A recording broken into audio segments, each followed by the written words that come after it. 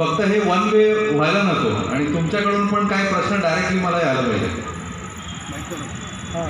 आहे का कोणाला प्रश्न असेल तर हात वर करा, मी तुमच्यापर्यंत पोहोचतो माईक घेऊन. युअर टाइम स्टार्ट्स नाव. आणि कीप इट शॉर्ट.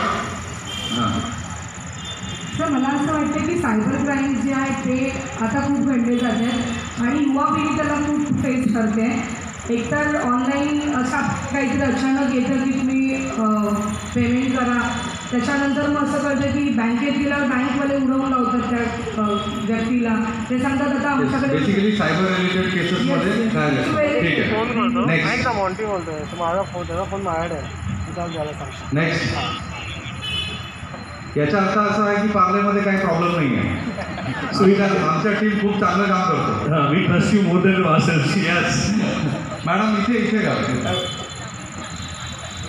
हां नमस्कार साहेब. हां आपण जर काही तक्रार केली समजा आता इलेक्शनच्यासाठी म्हणून मी परवा गेलो होतो ऑफिसला, तर माझं कार्ड नाही आहे जुनं, तर ते लगेच सांगतात तुम्ही एंट्री करा. तुझं हरवलेली वस्तूची एंट्री करा. तर एंट्री करायला जायला वगैरे तर फॉर्मॅलिटी आहे, तर ते आम्हाला थोडं माहिती नसतं, त्याच्याबद्दल जरा सांगावं. अजून कोणी? बोलताना तुमची नाव पण सांगा मला, ॲटलिस्ट ओळख तरी होईल. मी बोलू का साहेब? मी वकील आहे पेशाने. माझं नाव सचिन रेगे. आता हल्लीच मला 16 ऑक्टोबरला माझ्याविषयी घटना घडली. म्हणजे मी सोसायटीत सायकल पार्क केली होती, म्हणजे महाग सायकल होती 10 गिअरची, आणि ती जवळजवळ 20,000 रुपयाची सायकल होती. आणि ब्रॉड डे लाईटमध्ये ती सायकल, मी राहतो इथे विजयनगर सोसायटीत चंद्रशेखरमध्ये, विजयनगरच्या आतमध्ये चंद्रशेखर. तर ती सायकल एका व्यक्तीने उचलली, लॉक सायकल, आणि तो हायवेच्या साईडला जे हे आहे मोठं आमच्या इथे दिवार आहे, म्हणजे मोठं भिंत आहे, त्यावरनं त्यांनी ती पलीकडे दिली. ठीक आहे. ती पलीकडे दिल्यानंतर एका मुलांनी बघितलं आणि मला सांगितलं की आता तुमची सायकल अशी गेली. मग आम्ही 4-5 जण खाली आलो. त्याच्यानंतर मी पोलीस स्टेशनला गेलो इमिजिएटली. पोलीस स्टेशनला गेल्यानंतर पोलिसांनी मला सांगितलं, त्यांनी कॉपरेट केलं मला अंधेरी पोलीस स्टेशननी. त्यांनी ते आले आमच्या इथे ते इन्व्हेस्टिगेट करायला. त्यांनी दुसऱ्या एका इन्स्पेक्टरला पण घेऊन आले. ते बायसायकल भेटलं का? नाही, मला बायसिकल भेटलं नाही. आता सांगतो तुम्हाला पुढची गोष्ट काय. हां त्यांना मी तेव्हा सांगितलं होतं, कारण मला ते माहिती होतं की FIR घ्यायला पाहिजे, फर्स्ट इन्फॉर्मेशन रिपोर्ट. तर त्यांनी FIR घेतला नाही. पण आता कसं आहे की आता कुठलीही इन्शुरन्स, सायकलचे पण आता इन्शुरन्स मिळतात, कारण त्या सगळ्या सायकली 25-30 हजार रुपयाच्या रेंजमध्ये येतात. 50,000पर्यंत सायकली येतात. तर त्यांचा इन्शुरन्स येतो. आणि त्या इन्शुरन्स कंपनीने मॅन्डेटरी काय केलं आहे, जर तुमचा FIR असेल तरच तुम्हाला सायकलचा इन्शुरन्स मिळेल. आणि ते FIR पण एका दिवसात झाला पाहिजे, म्हणजे दुसऱ्या दिवशी इमिजिएटली त्याचा FIR झाला पाहिजे. मी याचं उत्तर देतो. हां थँक्यू. नेक्स्ट. मॅडम तुम्हाला काय सांगायचं होतं इथे समोर? हां त्यांना काय बोलायचं होतं? हां द्या ना त्या. हां मी रुची राईस. माझा पेशाने व्यवसाय पेपर टाकणे घरोघरी. माझं 9 जून रोजी मला म्हणजे भूल घातली. हां याच वर्षी म्हणजे 9 जूनला मला भूल घातली. मॅडम थोडं व्यवस्थित पकडून बोल. हां तर माझ्या हातात बांगड्या होत्या आणि गळ्यात चेन होती. ते पोलीस सांगितलं 5-5.5 फूट उंच. ते मला त्यांनी आय कार्ड वगैरे सगळं दाखवलं की तुम्ही काय करता इथे. तर म्हटलं माझा पेपरचा व्यवसाय आहे, तर मी घरोघरी पेपर टाकते. तर म्हणे तुमचं सॅनिटायझर वगैरे कुठे आहे. तर मी सगळं माझ्या पर्समध्ये दाखवलं. तर म्हणे तुम्ही आता इथे काय करताय, तुम्ही सोन्याचं दागिने का घातले, तुम्ही काढा. तर म्हटलं नाही, मी माझ्या गेटच्या बिल्डिंगच्या समोर येऊन मी घरी जाऊन काढे, तुम्ही मला सांगू नका. नाही काढा. तर त्यांनी माझ्या हातातले खेचले आणि गळ्याचं सोन्याचं मंगळसूत्र त्याने हात लावला. तर म्हटलं तुम्ही हात लावू नका, मी स्वतः काढून देणार तुम्हाला. आणि आता जस्ट मॅडम म्हणाल्या की तुम्हाला म्हणजे असं कागदामध्ये ते बांधून देतात आणि शेवटी नंतर घरी गेल्यावर तुम्ही बघता की त्याच्यात माती असते. हां तर आम्ही तसं मी गेटच्या आत आले. त्यांनी मला 2 पाटल्या दाखवल्या कागदावर. एक कागद घेतला, 2 पाटल्या, माझं मंगळसूत्र त्यांनी बांधून माझ्या पर्समध्ये स्वतः ठेवलं त्याने. आणि मी गेटच्या आत आले. मॅडम एक कॉमन मोड असा आहे, प्रत्येक वेळा जे पोलीस पथावणीचे गुन्हा होतो ना त्याच्यामध्ये मॅडमनी पण तुम्हाला सांगितलं बऱ्यापैकी आता वाकोला एरियामध्ये इथे 2-3 घटना ज्या घडलेल्या आहेत ते सेम मोड असा आहे. आणि त्याच्यामध्ये मगाशी लॉकडाऊनच्या आधी असं एक गँग आम्ही पकडलं होतं आमच्या झोनमध्ये आणि त्याच्यानंतर नॉर्थ रिजनमध्ये पकडलं होतं. त्याचं उत्तर देतो मी. हे या पोलिसांसंदर्भात याच्यानंतर काय अडचणी आलं का हे विचार?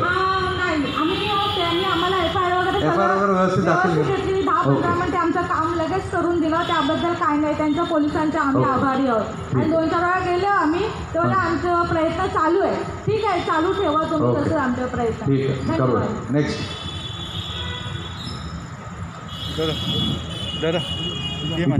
लास्ट 1-2.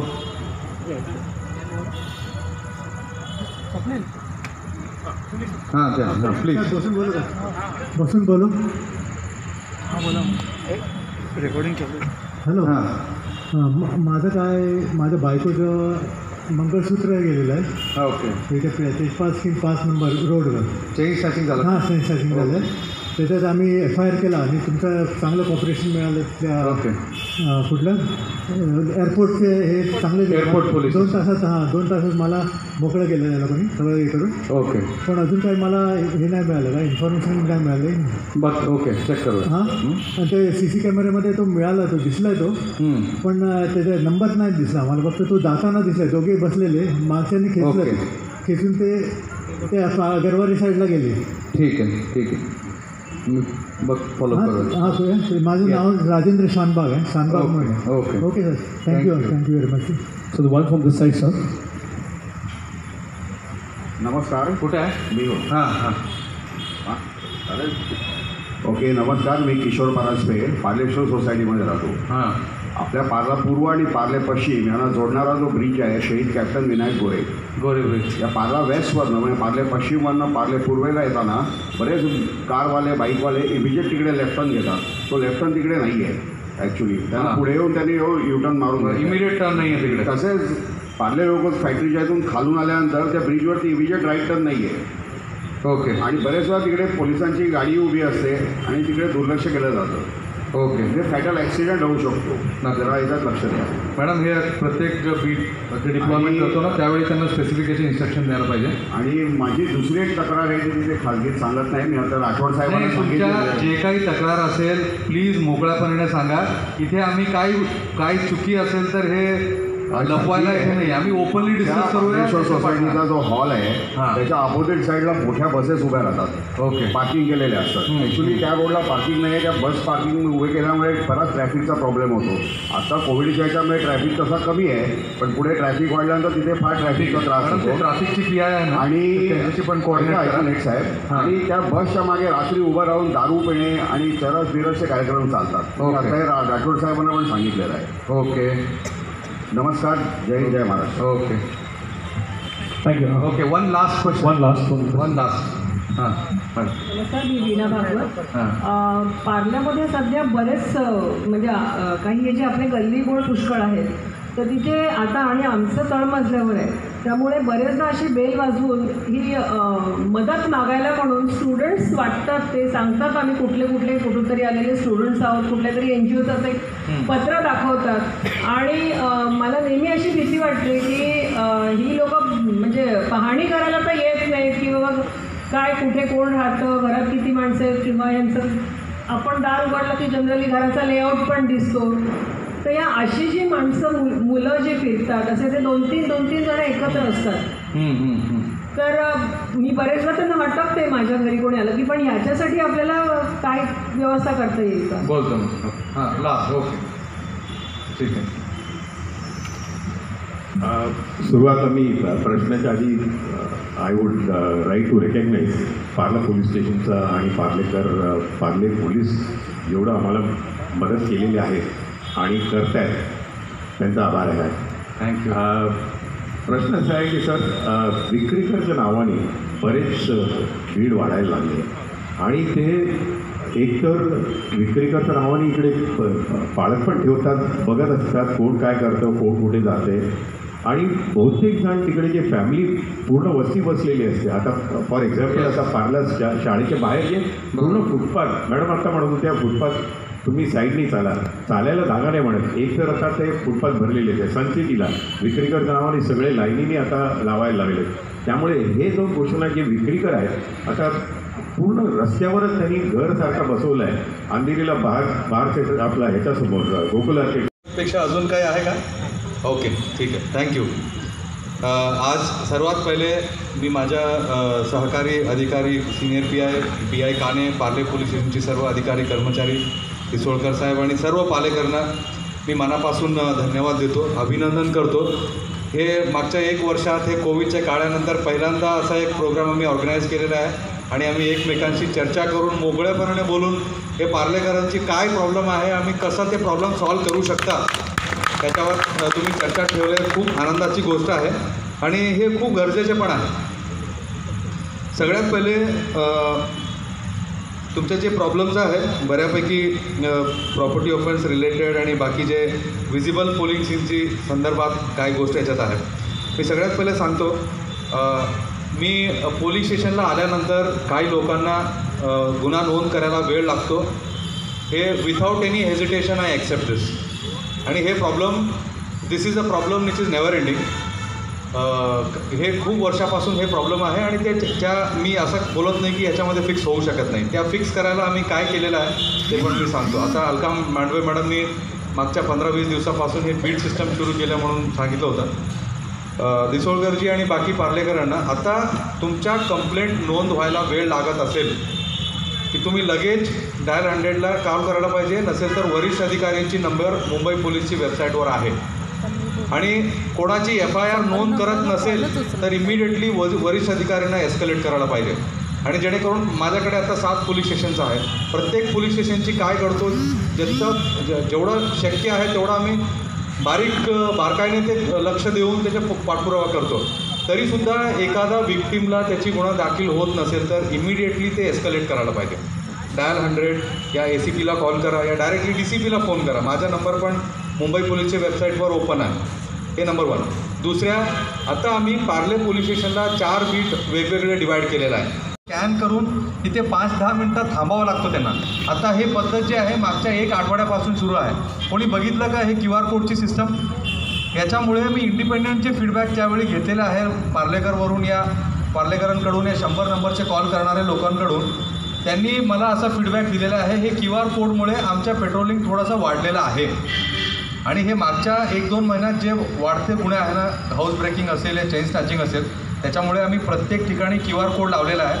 असा कोणाला वाटतो साहेब तुमची जे प्रश्न आहेत काय तुम्ही पण विचारला, ज्या ज्या ठिकाणी लोक तुम्हाला असं वाटतं की दारू पिले बसलेले आहे, हे ड्रग्स घेणेवाले हे बसलेले आहेत, त्या ठिकाणी आम्ही मुद्दाम होऊन ते QR कोड बसून देऊया.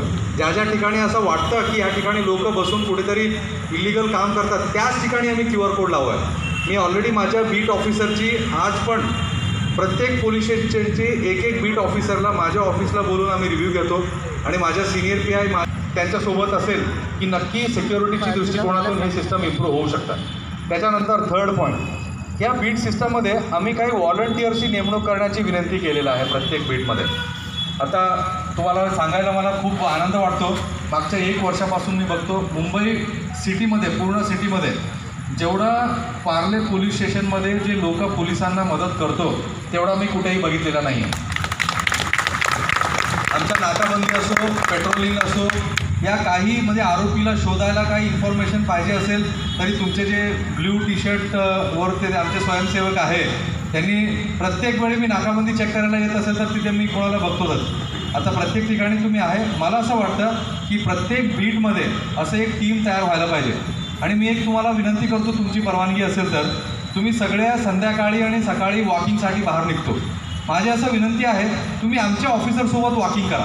तुमच्या पण वॉकिंग होईल, आमच्या पण पेट्रोलिंग होईल. आणि आमचे अधिकारी रोज 5 ते 6 किलोमीटर चालतात आणि ते फिट आहे आणि त्यांना वॉकिंगची काही गरज पडत नाही. ते पेट्रोलिंग आता प्रत्येक बीटमध्ये सुरू केलेलं आहे. माझी असं विनंती आहे, ज्या ज्या बीटमध्ये तुमच्या बीट अधिकाऱ्यांची नंबर मॅडम सगळ्या आमच्या ग्रुपमध्ये सर्क्युलेट करा. बीट अधिकाऱ्यांची नंबर सगळ्यांना देऊन टाका आणि तुमच्या बीट अधिकाऱ्याशी तुमचा चांगला संबंध राहिला पाहिजे. आणि व्हॉलंटियर्सची प्रॉपर WhatsApp ग्रुप बनवा आणि तुमच्या जे काही अडचणी असेल ते लगेच त्यांना कळू शकता. आणि जे कंप्लेंट आहे की आमच्या कंप्लेंट लगेच होत नाही, माझी असं विनंती आहे की तुमच्या बीट ऑफिसरची कॉन्टॅक्ट करून तुमची जे काही कंप्लेंट आहे बीट ऑफिसरचे नोंद करा. म्हणजे पार्ले पोलीस स्टेशनला प्रत्येक बीटमध्ये एकच वेळा गुन्हा घडतो असा नाही आहे. आता बीटमध्ये पण एक API दर्जाचे अधिकारी दिलेला आहे. तुम्ही डायरेक्टली तिकडे जाऊन त्यांच्याकडे तुमची सविस्तर कंप्लेंट देऊ शकता. मॅडम सगळ्या बीट अधिकाऱ्याला आम्ही इन्स्ट्रक्शन ऑलरेडी दिलेलं आहे, त्याप्रमाणे ते त्यांना ब्रीफ करा आणि त्याची काही असा पोलीस स्टेशनला वेट त्यांना करावा लागतो, ते इमिडिएटली बीट ऑफिसरला बोलून त्याची कंप्लेंट द्यायला पाहिजे. आमचा डेफिनेटली प्रयत्न राहील की तुमच्या लवकरात लवकर गुन्हा नोंद करून आपल्याला परत घरी पाठवायच्या. पण कसं होतं, पोलीस स्टेशनमध्ये कधी एकाच वेळा 2-3 कंप्लेंट येतात आणि स्टेशन हाऊस ऑफिसर एकच असतात. त्याच्यामुळे असं वेगवेगळ्या लोकांना बसून कंप्लेंट घेत असताना म्हणजे थोडा 1-2 पानाची कंप्लेंट लिहून घ्यायला पण एक अर्धा तास तरी लागतातच. म्हणजे एखाद्या ठिकाणी घरफोडी झाला आणि FIR म्हणजे it is a legal document. See entire criminal justice system is set to motion after registering in FIR, right. ते एखादा कंप्लेंट दाखल करायला ना 1-2 पेजची म्हणजे कंप्लेंट तरी घ्यावा लागतो. त्याच्यामध्ये तुमच्या घरामध्ये काय काय गेलेलं आहे ते पण त्यांना माहीत नसतं आणि कसं झालं, किती वाजता झाला ते पण त्यांना माहिती नसतं. आता तुमच्याकडे हे बेसिक इन्फॉर्मेशन असेल ते लवकरात लवकर आम्ही ते गुन्हा दाखल करू, FIR नोंद करवा. आणि दुसरं एक सांगतो, आता हे बीट सिस्टम झाल्यानंतर आमच्या पूर्ण झोन 8मध्ये जेवढा पोलीस स्टेशनचा आहे, जेवढा बीट आहे, प्रत्येक NC असो या गुन्हा असो, प्रत्येक NC या गुन्ह्यामध्ये आम्ही कंपल्सरी ते स्पॉट व्हिजिट करायला आता आदेश दिलेला आहे. एखादा NC तरी झाला की त्या ठिकाणी आमच्या कर्मचारी अधिक बीट ऑफिसर जाऊन व्हिजिट करतात. NC झाला, मारामारी या भांडण झाला तरीसुद्धा त्यांना जाऊन विचारतात आणि ज्या लोकांची चुकी आहे त्या लोकांवर आम्ही प्रिव्हेंटिव्ह ॲक्शन पण करतात. हे आम्ही सुरू केलेलं आहे. पण याच्यामध्ये तुमची पण सहभाग असेल नक्की या सिस्टममध्ये डेफिनेटली इम्प्रूव्ह होऊ शकतात. आणि रिसेंटली मी तुम्हाला सांगतो मॅडम, जे पोलीस बतावणीचे जे गुन्हे आता सांगितलेले आहे की मगाशी जे मॅडमने विचारला, मी सांगायला आनंद वाटतं तुमच्या गुन्ह्यामध्ये जे आरोपीला ऑलरेडी शिवाजी पार्क पोलीस स्टेशनमध्ये अटक केलेलं आहे. तर काणे साहेबांनी ते त्या अधिकारीसोबत टचमध्ये आहे आमचे डिटेक्शन ऑफिसर. लवकरात लवकर पार्ल्या पोलीस स्टेशनचे ताब्यात घेऊन त्याच्यावर पुढील तपास करणार. जे आता मला वाटतं की जूनमध्ये घडला होता ना गुन्हा आहे, जूनमध्ये घडलं होतं, पण आता परत ते भेटलेलं आहे की लॉकडाऊन असल्यामुळे काही ठिकाणी आमच्या लोक तिकडे जाऊ शकला नाही. काही आरोपी ठाण्याला या काही दुसऱ्या स्टेटला असतात. ते लॉकडाऊनमध्ये काही अडचणी आला, पण आता आम्हाला कुठेही जायला काही अडचण नाही आहे. आता आम्ही 100% एफर्ट देऊ. तुम्हाला सांगतो, पार्ल्यामध्ये एक मोठ्या गडबडी तिथे होत होता आणि एखादा कॉमन मोडस असा होता की एखादा अपार्टमेंट असेल तर त्याची ते ग्रिल कापून एखादा ग्रिल कापून ते आतमध्ये घुसून मोठे घरफोडी गेलं होतं. मागच्या 7-8 महिन्यापासून आम्ही त्यांच्या मागे होतं. एकच माणूस होता आणि त्यांना फायनली आम्ही मागच्या महिन्यात अरेस्ट केलेलं आहे आणि त्याच्याकडून आम्ही 6 घरफोडी डिटेक्ट केलेल्या आहे विथ 90% रिकव्हरी. आणि ते व्हेकल चोरी असेल कसं आहे की I tell you one story की फॉर एक्झाम्पल आता पार्ल्या पोलीस स्टेशनमध्ये कोणाची FIR दाखल करायची असेल ना, एक 2 पार्टी असतात, एक कंप्लेनंट आणि एक अक्यूज. एखादा कोणाची मारामारी झाला त्याच्यामध्ये कसं असतं की हमेशा 50% लोक पोलीसचे नाराज राहत आहेत. I tell you why. If you listen to complainant, accused are against you. If you listen to the accused, complainant is against you. तो म्हणजे 40 ते 50% लोक इनिशियल स्टेजेसमध्ये नाराज असतो. आम्हाला हे प्रत्येक वेळी फेस करावं लागतं. कुठेतरी कंप्लेंट घ्यायला 1 तास लेट झाला म्हणून नाराज असतो, कुठेतरी डिटेक्ट झाला नाही म्हणून तो नाराज असतो. पण आमचे 100% याच्यात एफर्ट असणार आहे. आमच्याकडून जेवढं शक्य आहे आणि ते सुद्धा आणि दुसऱ्या पोलीस स्टेशनची मदत घ्यावं असेल तर दुसऱ्या पोलीस स्टेशनची मदत घेतो. डेफिनेटली तुमच्या जे त्रास आहे ते कमीत कमी करायला आम्ही 100% एफर्ट देऊ हे मी आश्वासन देतो. आणि दुसरा जे मिसिंग एंट्रीबद्दल तुम्ही जे विचारलं होतं, जे काही मिसिंग असेल आता डायरेक्टली पोलीस स्टेशनला येऊन सांगायच्याऐवजी तुम्ही तुमच्याच ॲप्लिकेशन घेऊन आला तरी पण लवकर काम होऊ शकतं. आणि तुम्हाला माहीत आहे काय गुन्हा घडलेला आहे, काय झालेलं आहे तुमच्यासोबत, तरी तुम्ही स्वतः तुमच्या हाताने लिहून पोलीस स्टेशनला आला, it will save our another half an hour. So that also you can try and do. आणि मिसिंग कंप्लेंटमध्ये आणि जे तुम्हाला वेळ लागतो मिसिंग कंप्लेंट द्यायला, एखादा मोबाईल मिसिंग असेल तर मोबाईल मिसिंगच्या रजिस्टरला फक्त तुमची एंट्री घेऊन तुमची सिग्नेचर आणि त्याची रिसिप्ट द्यावं लागतो, त्याच्यासाठी वेळ लागत नाही.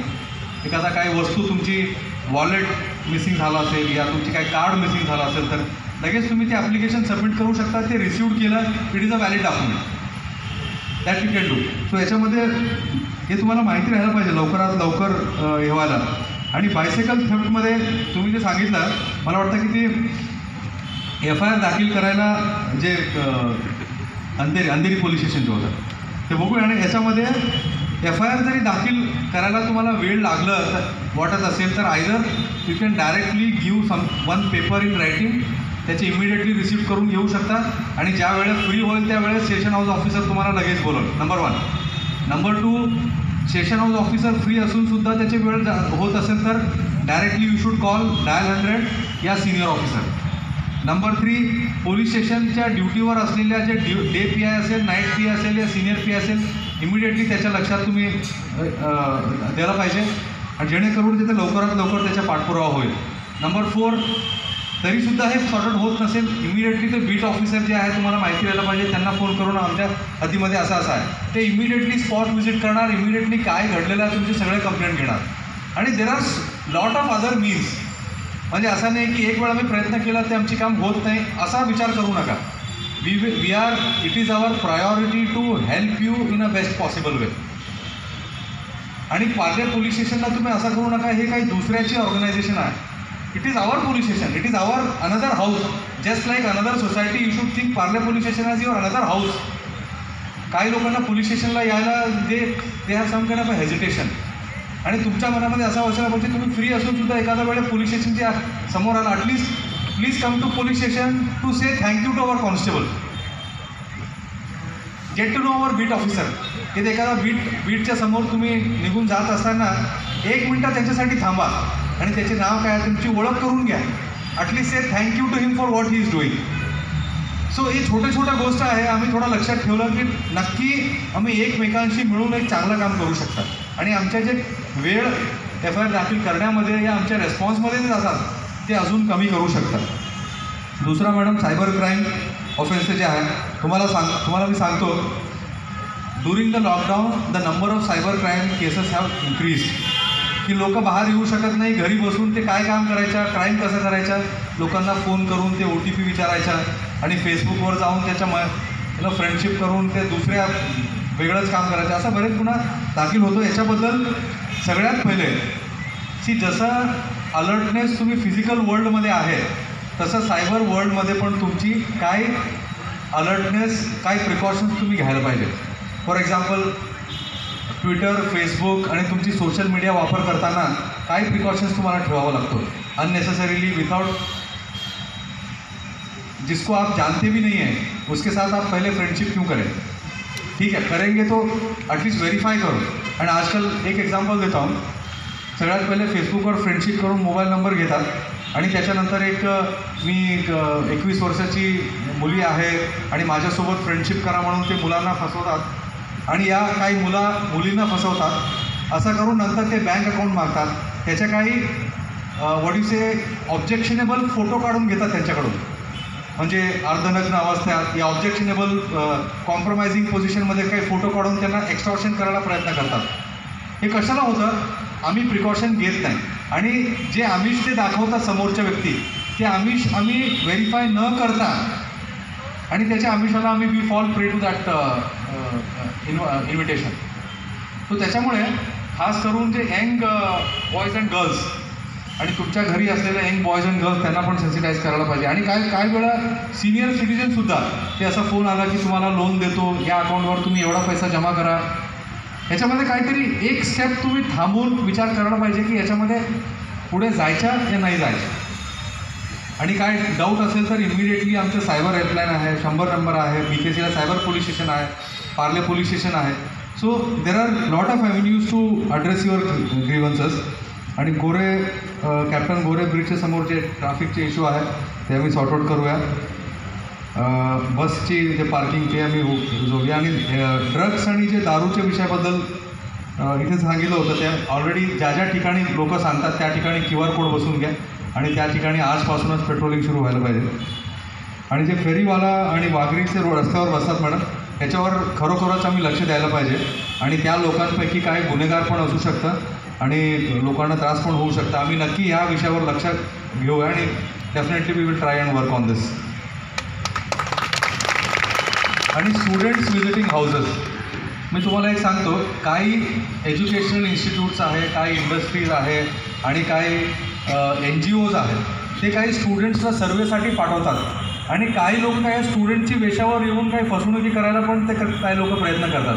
ह्याच्यामुळे तुमचा प्रश्न व्हॅलिड आहे आणि खरोखरच हे चांगला मुद्दे आहे की कोणीही तुमच्या घरी येऊन बेल वाजवलं आणि ते विचारलं की मला असं पाहिजे, तुम्हाला काय मदत करायला.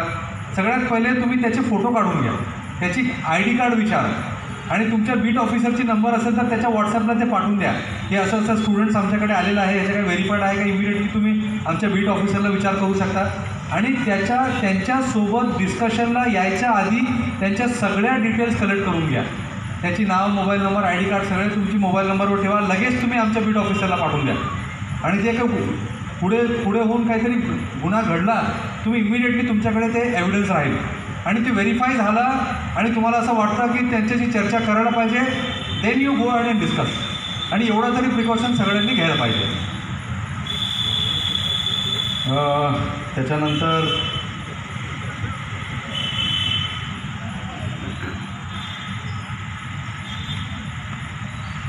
ओके, सो काही तुमचे जेवढा प्रश्न होता मला वाटतं की मी कव्हर केलेला आहे. फक्त मागच्या शेवटचे एक 2-3 मुद्दे मी परत रिपीट करतो. ऑलरेडी माझ्या चर्चामध्ये तुम्हाला सांगितलेलं आहे. एक विषय आहे, आम्ही प्रत्येक बीटमध्ये आता व्हॉलंटियर्सला नेमणूक करणार आहे आणि जसं तुमची इगल ब्रिगेड आहे तसा प्रत्येक बीटमध्ये व्हॉलंटियर्स आमच्या अधिकारी कर्मचाऱ्यांना मदत करण्यासाठी मी मनापासून तुम्ही सगळ्यांना विनंती करतो. आमच्या बीट ऑफिसरला तुम्ही मदत करा आणि ऑलरेडी आम्ही त्याची नाव, नंबर्स आणि कॉन्टॅक्ट डिटेल्स घ्यायला सुरू केलेलं आहे. आणि संध्याकाळची वॉकिंग करायचं असेल तर आता 6 वाजतापासून 9 वाजता कंपल्सरी आता या इयर एंड आतापासून मागच्या 2-3 दिवसापासून आम्ही सगळ्या ऑन रोड आहेत. सगळ्या beat officers, additional CP west रिजनपासून DCP झोन 8पासून खालच्या बीटच्या कॉन्स्टेबलपर्यंत आम्ही सगळ्या रस्त्यावर आहेत आज. तो सगळ्या फूड पेट्रोलिंग करतात. त्याच्यासोबत मला असं म्हणायचं आहे की आता माझ्या बीटला काम आम्ही करू शकता. आणि see one thing we must remember, police is public and public is police. आम्ही दोन्ही वेगळ्या नाही आहे. पोलिसांमध्ये पब्लिकची की सेन्सिटिव्ह भावना राहिलं पाहिजे आणि पब्लिकमध्ये पोलिसांबद्दल काही सहानुभूती राहिलं पाहिजे. हे दोन्ही विषय असला तो डेफिनेटली आम्ही हे पार्ल्या पोलीस स्टेशनची सुरक्षा वाढवू शकता. डेफिनेटली आम्ही चांगलं काम करू शकता. आणि दुसरा, आता इयर एंडच्या दरम्यान मी सगळ्यांना अजून एक इम्पॉर्टंट मुद्द्याबद्दल विनंती करणार आहे. पार्ल्या पोलीस स्टेशनचे एरिया असा आहे, 1992च्या बॉम्ब ब्लास्टपासून जे अतिरेकी हल्ला झालेला आहे त्याच्यामध्ये पार्ले पोलीस स्टेशनची कुठेतरी मेन्शन आहेच आणि पार्लेकर अलर्ट आहे. पण जे काही संशयित व्यक्ती असेल, या संशयित गाडी कुठेतरी थांबलं असेल, या संशयित गाडी 2-3-5 दिवसापासून तिकडेच आहे, एक संशयित वस्तू 2-3 दिवसापासून एकच ठिकाणी आहे, असं काय असेल तर लगेच तुम्ही 100 नंबरवर कॉल करून इन्फॉर्म करायला पाहिजे. लगेच तुमचे बीट ऑफिसरला इन्फॉर्म करायला पाहिजे. असं कुठल्याही संशयित ॲक्टिव्हिटी या कुठल्याही संशयित माणूस तुम्हाला दिसला या तुम्ही इफ यू नोटीस इमिडिएटली ते आमच्या लक्षात घेऊन यायला पाहिजे, so that we will immediately respond. आणि शेवटची आणि तुमच्या जेवढ्या अडचणी आहेत त्याच्यामध्ये मी हे सांगत नाही काही अडचणीमध्ये 19-20ची फरक असेल, म्हणजे we are definitely trying our best to fulfil पार्लेकर्स. पण याच्यामध्ये आम्ही दोन्ही सोबत काम केलं, नक्की त्याच्यामध्ये काहीतरी फरक पडणार. शेवटी मी परत सर्व पार्लेकरांना मनापासून धन्यवाद देतो, अभिनंदन करतो. तुम्ही एवढा चांगला रेस्पॉन्स दिला आजच्या कार्यक्रमाला आणि मला वाटतं की या प्रत्येक बीटमध्ये असा एक प्रोग्राम ऑर्गनाईज करून आमच्या बीट अधिकारी त्यांच्याशी संवाद करायला पाहिजे, त्यांची जे काही अडचणी असेल ते डिस्कस करायला पाहिजे आणि बीट ऑफिसरची आमचे संबंध कॉन्टॅक्ट वाढायला पाहिजे. परत मी सगळ्यांना धन्यवाद देतो आणि तुमचे जे काही अडचणी असेल आम्ही तुमच्यासोबत आहे. आणि मुंबई पोलीसचे जे ध्येय वाक्य आहे, सदैव तत्पर सदैव मदतीस, आणि आम्ही 100% हे फुलफिल करणार आहे. थँक्यू. आदरणीय DCP साहेब, वपुनी मॅडम, पाटकर मॅडम, नितीन आणि जमलेले पार्लेकर आणि आमचे पोलीस मित्र, DCP साहेबांनी सगळे मुद्दे कव्हर केलेले आहेत. ज्या काही सूचना द्यायच्या होत्या किंवा तुमच्याकडनं काय अपेक्षा होती त्याची पूर्तताही केलेली आहे. आणि सर पार्लेकर हे नेहमी ॲक्टिव्ह आहेत एकदम, म्हणजे कुठली जराही एखादी घटना घडली की ते लगेच त्याच्यावरती विषय करून अप्रोच होतात तर याप्रमाणे स्टेज स्नॅचिंग शहाजीराजे रोडला झाली आणि नितीनने सांगितलं की साहेब असं झालेली बऱ्याच स्टेज स्नॅचिंग वाढल्या वगैरे. मी त्याला म्हटलं एक झालेली आहे, वाढलेल्या नाही आहेत, पण आम्ही ती डिटेक्ट करणार आहे. पण ते वगैरे नाही, लोकांच्यामध्ये अशी भावना आहे आणि आपण एक चर्चासत्र आयोजित करूया. आणि त्यानंतर याप्रमाणे हे चर्चासत्र आयोजित करण्यात आलेलं आहे. यामध्ये विशेष सगळं मॅडमनी आणि DCP साहेबांनी आमच्या बाजून ज्या सूचना आहेत त्या दिलेल्या आहेत आणि तुमच्याकडून बऱ्याच लोकांनी प्रश्न विचारलेले आहेत. त्यानंतर काही 2-3 गोष्टी मी मेन्शन करतो सर यामध्ये की घरफोडीबद्दल जसं मॅडमने सांगितल्यामध्ये मी थोडंसं अजून ॲड करेन की आपण जसं गावी जातो किंवा कुठे जाताना लॉक करून जातो ते घरातलं लाईट चालू ठेवणे, शेजाऱ्यांना सांगणे किंवा जवळच्या जर बीट चौकी आपल्याकडे एस्टॅब्लिश केले तर त्या बीट चौकीला कळवणे किंवा आपल्या शेजाऱ्यांना सांगणे, लॉक दोन्ही दरवाजाचे व्यवस्थित असणे किंवा त्या घरामध्ये तुम्ही जाताना बाहेर जाताना जे मौल्यवान वस्तू असतात त्या घरामध्ये ठेवल्याच नाही पाहिजे. लाखो रुपयाचे 10-10, 20-20, 25-25 लाखाचे दागिने तुम्ही घरामध्ये ठेवून जाता आणि त्यावरती मग चोरी झाल्यानंतर एक प्रॉब्लेम येतो. त्यामुळे लॉकरमध्येच ठेवून गेल्या पाहिजेत. तर अशा छोट्या मोठ्या ज्या काळजी घेण्याच्या घटना आहेत त्या तुम्ही केल्या पाहिजेत. दुसरी महत्त्वाची गोष्ट की तुमच्या घरामध्ये ज्यांना आपण नेमतो किंवा नोकर असेल किंवा वॉचमॅन असेल किंवा ड्रायव्हर असेल, दूधवाला असेल, असे जे काही तुमच्याशी संबंधित बाहेरची लोकं आहेत त्यांची संपूर्ण माहिती तुम्ही घेतली पाहिजे. त्यांचे फोटो काढले पाहिजे, ते पोलिसांना माहिती दिली पाहिजे. त्याच्यापूर्वी वारंवार ते सूचना देण्यात आल्या आहेत पण याची फुलफिल होत नाही. आणि आतापर्यंत या सगळ्या चोऱ्यांमध्ये कुठे ना कुठेतरी या सगळ्यांचा संपर्क आलेला बऱ्याच अंशी दिसून येतो.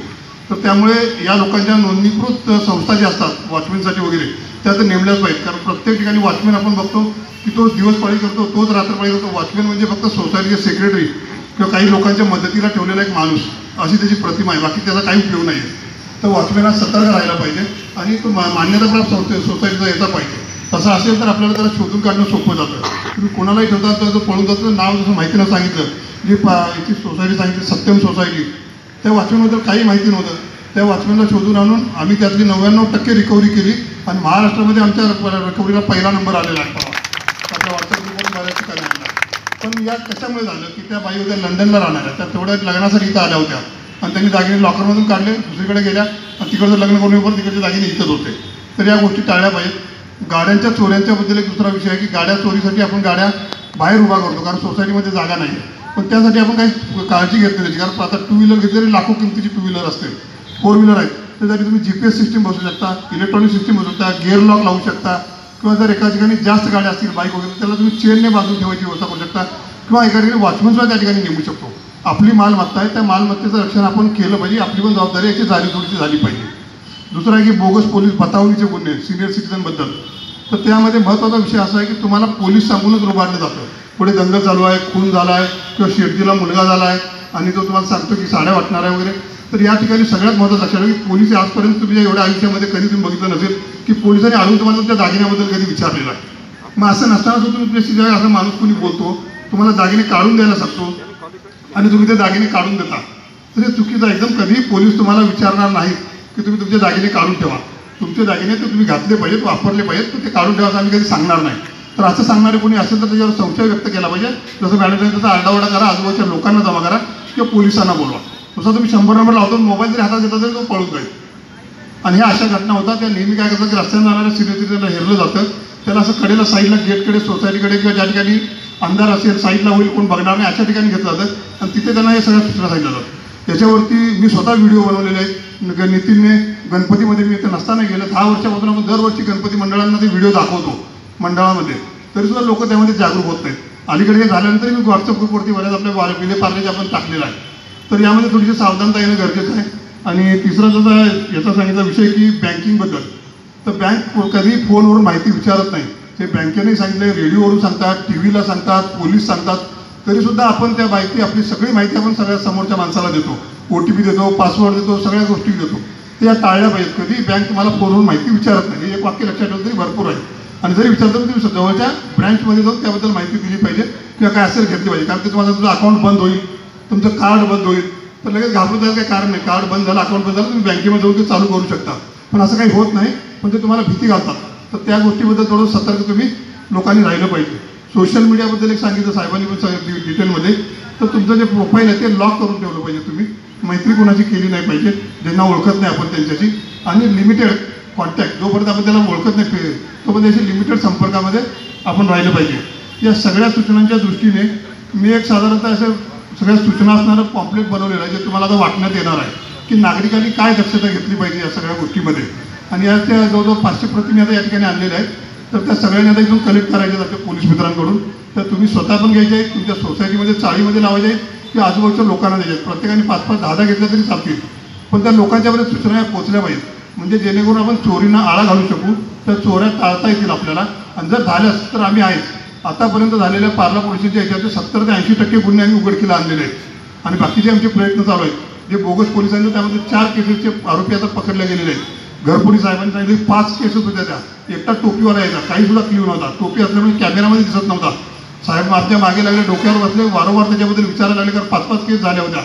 आणि त्यामुळे आम्ही जवळजवळ 7-8 महिने आमचे डिटेक्शन ऑफिसर शिव भोसले साहेब आहेत, डोईजड साहेब आहेत, त्यांचा स्टाफ आहे, त्या लोकांनी अहोरात्र मेहनत घेतली. आमचं सिंगल मॅनला पकडलेलं आहे, त्यामुळे दुसरी प्रॉपर्टी सगळी रिकवर केली आहे. म्हणजे पोलीस स्टेशनचं काम आमच्या उत्कृष्ट आहे. मी माझ्या अभिमानाने तुम्हाला सांगेन. फक्त मला गरज आहे की तुमच्या सहकार्याची. साहेबांनी सांगितलं एक हात आम्ही दिलेला आहे तर एक हात तुम्ही द्या. आणि असं जर केलं आपण तर जे होणारे 70-80% चोऱ्या आम्ही डिटेक्ट करतो म्हणतो, ते आम्हाला 20-30% चोऱ्या राहणार नाही काम करायला. आणि जर ते आम्हाला नाही राहिलं तर आम्हाला इतर गोष्टींवरती जास्त लक्ष देता येईल. ज्यांच्या मदत आहे तुमच्या निष्काळजीपणामुळे ज्या झालेल्या चोऱ्या आहेत तिकडे न देता जे बाकीच्या खरोखर झालेल्या चोऱ्या त्याच्यावर जर लक्ष दिलं तर उरलेल्या 20-30% सुद्धा आम्ही चोऱ्या आम्ही उघडकीला आणू शकतो. तर तुमच्याकडून सहकार्याची अपेक्षा करतो. माननीय DCP साहेब या ठिकाणी आले आणि नितीनने हा चांगला कार्यक्रम आयोजित केला, त्याबद्दल तुमचे आणि आयोजकांचे आणि सगळे हजर राहिले या सगळ्यांचे आभार मानतो. आणि हा कार्यक्रम DCP साहेबांच्या परवानगीने इथे संपला असं जाहीर करतो. धन्यवाद.